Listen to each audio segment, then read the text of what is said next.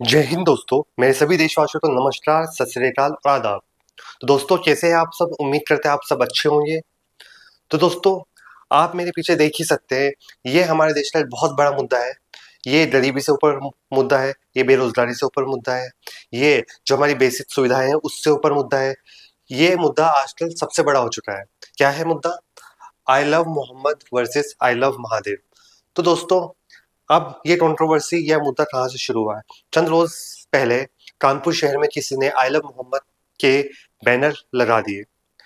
इसका जब दूसरे पक्ष ने विरोध किया तो पुलिस ने ये बैनर लगाने वाले को अरेस्ट कर लिया।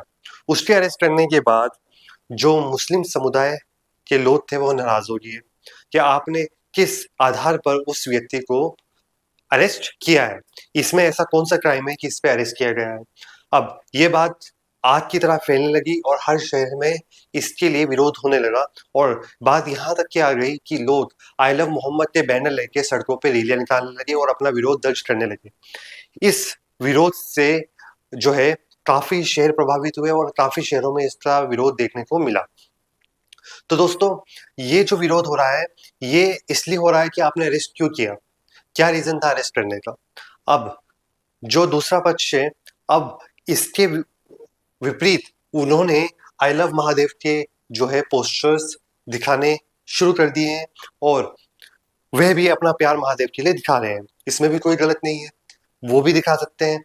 सभी रिलीजन को, कोई भी रिलीजन हो, उसे राइट है कि वह अपने रिलीजियस जो प्रैक्टिस है या जिसको भी वो फॉलो करते हैं वह उसे फॉलो कर सकते हैं। ये हमारा जो है कॉन्स्टिट्यूशन राइट देता है। हमारा कॉन्स्टिट्यूशन हमें ये भी कहता है कि हमें सभी रिलीजन्स की रिस्पेक्ट करनी है, उन्हें डिसरिस्पेक्ट नहीं करना है, सबको इक्वली ट्रीट करना है और सबको एक ही तराजू पर तोलना है। तो अगर दूसरा पक्ष भी आई लव महादेव कह रहा है, इसमें कोई बुराई की बात नहीं है, क्योंकि हर कोई अपने गॉड को प्रेज कर सकता है, अपने रिलीजियस को का मैसेज लोगों तक पहुंचा सकता है। बट इससे फायदा किसका हो रहा है? इससे फायदा हो रहा है पॉलिटिकल पार्टीज का या उन लोगों का जो इस तरह की कंट्रोवर्सी से कुछ लाभ उठाते हैं। अब लाभ कैसे उठा सकते हैं?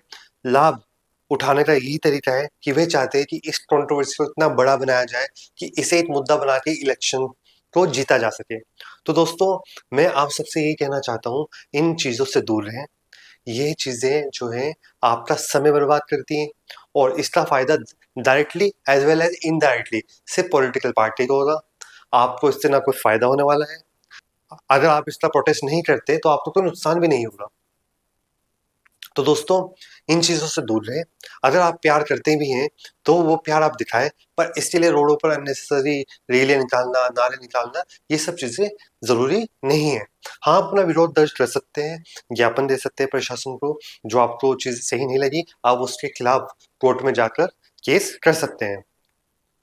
दोस्तों, अब एक बात और सोचने वाली बात है कि क्या वजह है कि हमारे देश में ये चीजें बढ़ती जा रही हैं।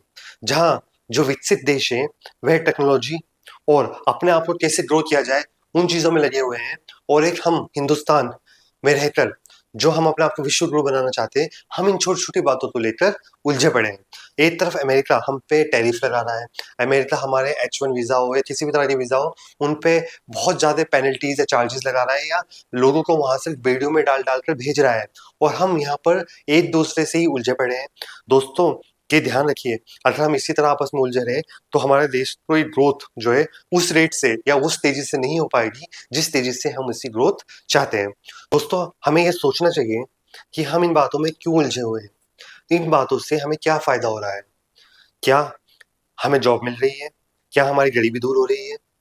क्या इस इन सब चीजों से हमारा इंफ्रास्ट्रक्चर, हमारी जो सुविधाएं हैं वो हमें मिल पा रही हैं? हमारा इन चीजों से ध्यान है ही नहीं। हम इन मुद्दों में फंसे हुए हैं जिन मुद्दों का हमसे कोई लेना देना नहीं है। इन मुद्दों से आम जनता को कोई फायदा नहीं होना है। इन मुद्दों से सिर्फ आम जनता का नुकसान होगा और पॉलिटिकल पार्टीज का फायदा होगा। दोस्तों, इन चीजों से जितना बचा जाए उतना बचने की कोशिश करें, आपस में प्रेम बना के रखें और बिना अननेसेसरी किसी भी रिलीजन के बारे में कुछ भी उल्टा सीधा ना बोले। आप बताइए, अगर आप कहते हैं कि गॉड एक है तो किसी और रिलीजन के बारे में बोलकर क्या फायदा? क्योंकि अगर आप गॉड को बुरा बोल रहे हो तो गॉड तो एक है, तो आप यानी उस गॉड को ही बुरा बोल रहे हो जिसे आप भी गॉड मानते हो। भले ही मुस्लिम उसे अल्लाह के नाम से जानते हैं, आप उसे भगवान के नाम से जानते हैं, पर गॉड तो एक ही है ना, निराकार है जिसका कोई रूप नहीं है, और साकार भी है ना। तो आपको ध्यान रखना है, अगर आप किसी गॉड को बुरा बोल रहे हो, गॉड तो एक ही है, तो आप डायरेक्टली या इनडायरेक्टली अपने ही गॉड को बुरा बोल रहे हो। तो प्लीज हर रिलीजन की रिस्पेक्ट करें, किसी को भी भला बुरा ना कहें, इससे किसी का कोई फायदा नहीं है, और इससे समाज में का जो ताना बाना है ये बिगड़ेगा, समाज में अशांति फैलेगी, और इससे हमारे देश की जो विकसित होने की गति है ये धीमी पड़ जाएगी, और ये हमारे समाज के लिए बहुत ही गलत रहेगा, क्योंकि अगर हम मिलजुल के रहेंगे तभी हमारा देश प्रोग्रेस करेगा। तो दोस्तों आज की वीडियो में बस इतना ही। अगर आप मेरी बातों से सहमत हैं तो जरूर वीडियो को लाइक कीजिए, और कमेंट सेक्शन में आप मुझे बताइए कि आपके क्या विचार हैं। और दोस्तों अगर आप चैनल पर नए हैं तो चैनल को भी जरूर सब्सक्राइब कर लीजिए।